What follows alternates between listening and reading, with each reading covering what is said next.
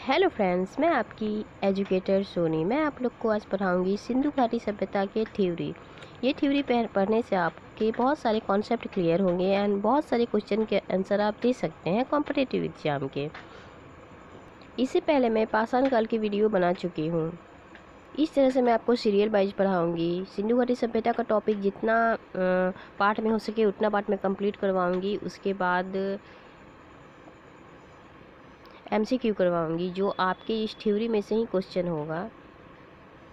उसके बाद होगा वैदिक एज। उसके बाद आफ्टर डेट सारे एंशिएंट हिस्ट्री कंप्लीट होगा। उसके बाद मिडिवल हिस्ट्री होगा एंड उसके बाद होगा मॉडर्न हिस्ट्री। तो हमारा आज का थ्योरी स्टार्ट करते हैं। सिंधु घाटी सभ्यता ये है आपके पाकिस्तान के पंजाब प्रांत के साहिवाल ज़िले में एक गांव है, ठीक है, जहाँ से इन सभ्यता की सर्वप्रथम खुदाई प्रारंभ हुई थी। यानी कि सिंधु घाटी सभ्यता जो है वो पाकिस्तान के पंजाब प्रांत के साहिवाल ज़िले में एक गांव है जहाँ से हड़प्पा सभ्यता की खुदाई शुरू हुई थी।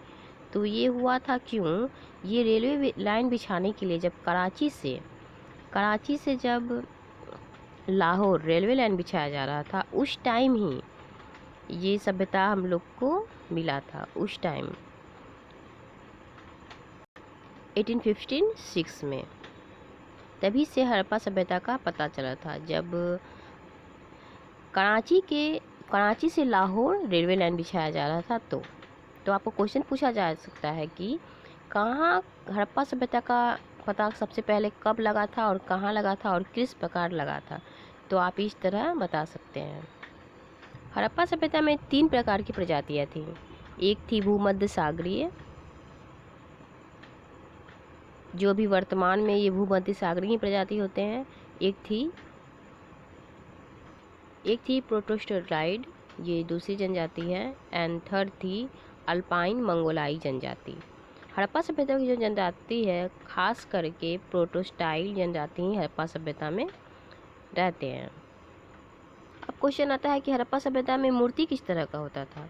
तो हड़प्पा सभ्यता में मूर्ति होता था आपका पत्थर का, फिर धातु का, फिर मिट्टी का। पत्थर का मूर्ति हम लोग को देखने को नहीं मिलता है, ना के बराबर ही मिलता है, बहुत कम ही होगा हड़प्पा सभ्यता में। अब क्वेश्चन आता है कि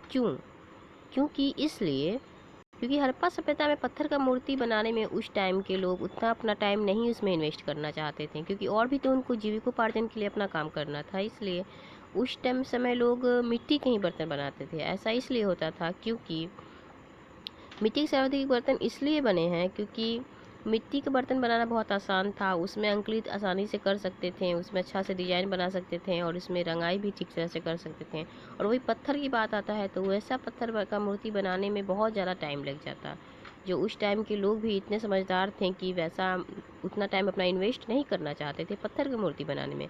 और रहा बात धातु का मूर्ति बनाने में, धातु की मूर्ति में लोहा ना था ही नहीं, उस टाइम लोहा का खोज नहीं हुआ था।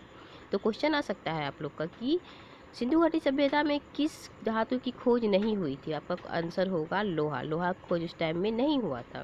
तो सर्वाधिक क्वेश्चन आ सकता है कि सर्वाधिक सिंधु घाटी सभ्यता में किस चीज़ की मूर्ति थी। तो मिट्टी की मूर्ति सबसे ज़्यादा थी।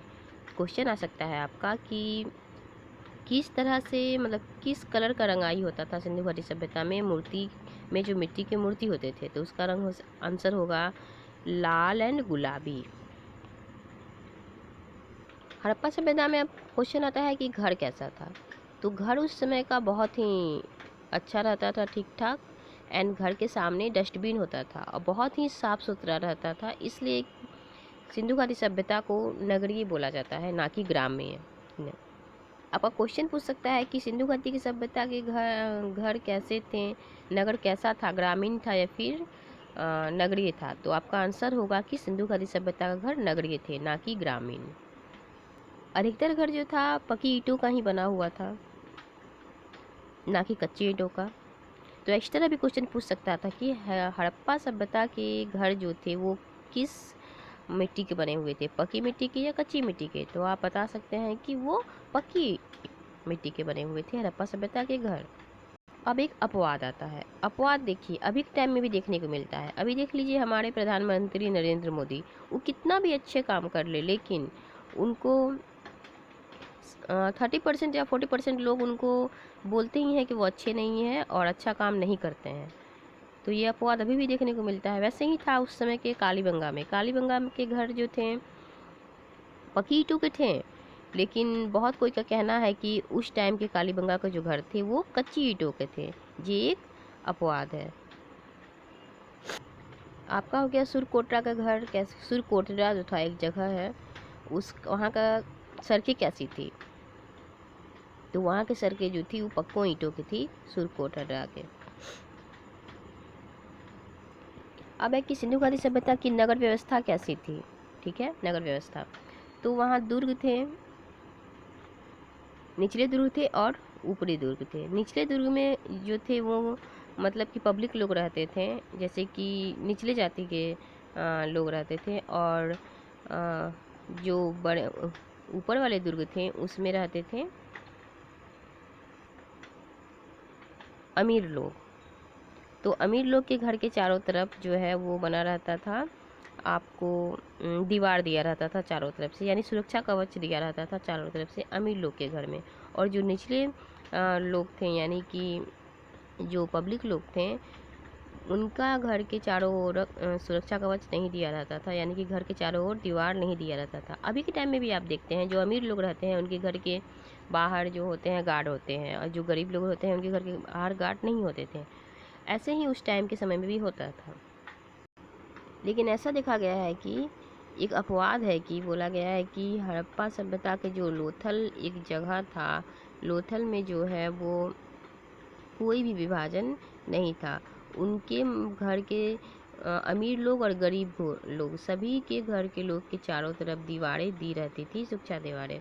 यानी कि मान लीजिए ये आपका घर है, मान लीजिए कि ये आपका घर है, ठीक है, ये घर है और इसके चारों तरफ बाउंड्री दिया हुआ है इस तरह से। तो यही कहना है कि अपवाद है कि लोथल में जो है वो अमीर लोग और गरीब लोग दोनों के घर के लोग के चारों ओर दीवारें, सुरक्षा दीवारें दी रहती थी और घर के बाहर गार्ड रहते थे। आगे आपका धौलावीरा। धौलावीरा जो था, धौलावीरा के 3 साइड में विभाजित था। धौलावीरा एक ऐसा जगह धौलावीरा है जो 3 भागों में विभाजित है। क्वेश्चन आपका आ सकता है कि धौलावीरा कौन ऐसा मतलब कि यहाँ का ये है कि 3 भागों में विभाजित है, तो उसका आंसर होगा धौलावीरा। धौलावीरा 3 पार्ट में डिवाइडेड है। अब आता है आपका कालीबंगा। कालीबंगा जो है ये इसके घर के चारों ओर सुरक्षा कवच थी और सुरक्षा की दीवारें दी हुई थी चारों बगल से कालीबंगा में भी। आपका एक क्वेश्चन आ सकता है कि सिंधु घाटी सभ्यता किन किन नामों से जाने जाते हैं? तो ये है आपका सिंधु घाटी सभ्यता, फिर हो गया सिंधु सभ्यता, सिंधु घाटी सभ्यता, एंड हो गया आपका हड़प्पा सभ्यता। यानी कि हड़प्पा सभ्यता ये 3 नामों से जाने जाते हैं। कौन? सिंधु घाटी सभ्यता, सिंधु सभ्यता एंड हड़प्पा सभ्यता। हड़प्पा सभ्यता का आपका कालक्रम है प्राक हड़प्पा, विकसित हड़प्पा एंड पतन हड़प्पा। यानी सबसे पहले का हड़प्पा, फिर हो गया आपका विकसित हड़प्पा, जो हड़प्पा में सब कुछ आपको देखे हैं, मतलब कि मोटिवेट किया हुआ है, सब कुछ को अच्छा से मॉडिफाई किया हुआ है, उस तरह का विकसित हड़प्पा हुआ। एंड पतन हड़प्पा, ये हुआ कि हड़प्पा सभ्यता का पतन कैसे हुआ, ये नेक्स्ट वीडियो में मैं आपको बताऊंगी पतन हड़प्पा किस प्रकार है। यानी कि हड़प्पा सभ्यता का पतन कैसे हुआ, कौन कौन वैज्ञानिक क्या क्या मानते हैं, उस प्रकार से। अब आ गया कि सिंधु घाटी सभ्यता का विस्तार कहाँ तक है। ठीक है, तो विस्तार आपका है जैसे कि यहाँ दिया हुआ है। हड़प्पा सभ्यता का विस्तार किस तरह है मैं आपको बता रही हूँ। उत्तर, दक्षिण, पूर्व, पश्चिम में क्या क्या है। आपका हो गया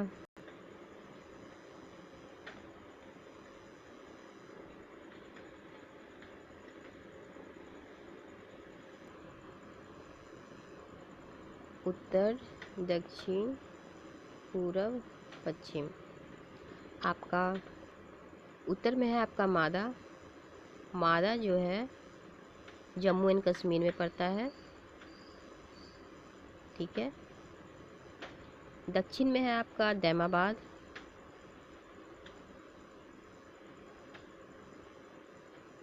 ये पड़ता है आपको महाराष्ट्र में। एंड